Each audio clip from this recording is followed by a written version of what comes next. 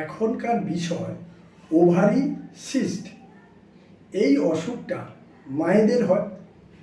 এই ovary cyst হলে কি কি লক্ষণ প্রকাশ পায়? মায়েদের মাসিক বেশি দিন ধরে স্থায়ী হয়, মাসিকের সময় জ্বালা যন্ত্রণা থাকে এবং স্বাভাবিক জীবনযাত্রাতে এবং অফিস যাওয়ার ক্ষেত্রে খুবই সমস্যা তৈরি হয়। এই ওভারি সিস্ট দীর্ঘদিন ভুগলে এবং মাসিক স্রাব দীর্ঘদিন হতে থাকলে পরে কিন্তু ক্যান্সারে পরিণত হয়। এই অসুখের পার্মানেন্টলি হোমিওপ্যাথিক ভালো চিকিৎসা রয়েছে। আপনারা এসে চিকিৎসার বিধান নিতে পারেন।